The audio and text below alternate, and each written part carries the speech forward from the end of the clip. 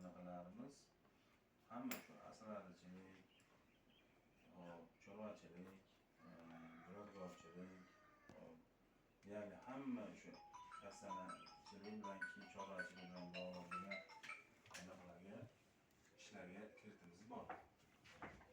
Hozirgi kunda mahalla biznesi bo'yicha bankimizda ham 30% kreditlarimiz bor. Faqat ulardagi o'sha kafilga ajratiladi, ular 50 milliongacha. O'sha shartdan chiqib ajratiladi.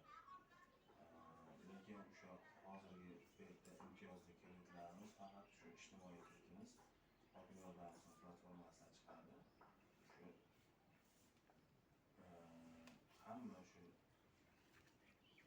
chevarchilik, kasanachilik bilan yoki chorvachilik bilan bog'liq bo'lgan hamma masalalarni o'zini ichiga olgan. Hozirgi kunda resurslar yo'qolgan. Resurs bor paytda shu kafilligingiz bormi? Sizdan kafildan muammo Muammoda kafildan. Lekin kafil bo'lmasa hozirgi kunda ta'minot bo'lmasa qiyinroq. Hozirgi kunda kredit ta'minot orqali beriladi.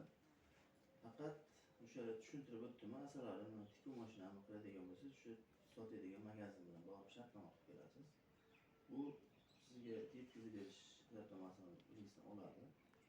Keyin birinchi bizni ishimiz tavsiya berish.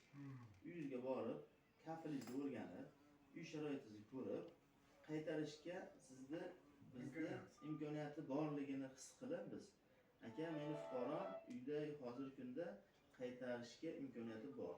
Sharoiti yaxshi. Kafili yaxshi. degan maqsadda borib o'rganib, biz siz bilan rasmni yuklab, tavsiya beramiz. Tikuvchilikka shunaqa endi hozir tikuvchilik. Tikuvchilikda esa ham borib, tikuv degan sexi kafil bo'lish kerak-da. Kafil bo'lish kerak. Tikuv degan sexingizni joyini ko'rib, masalan siz 33 million oladigan bo'lsangiz, 33 million so'mga borana 5 milliondan bo'lganda ham 6 ta lig olasiz. 6 ta 7 ta tikuv mashina olishingiz kerak. 6 ta 7 ta tikuv mashinangizga joy kerak. Sizni joyingizni ko'raman, sizni qobiliyatingizni ko'raman, uyingizda mol-hol, uy sharoitingizni ko'raman, qaytarishga imkoniyatingiz borligini ko'rib, haqiqatan bu aka bilan gaplashdim, deb rasmga tushib, rasmni yuklab tavsiya beraman. Bo'ldi, keyin meni ishim qisman tugaydi.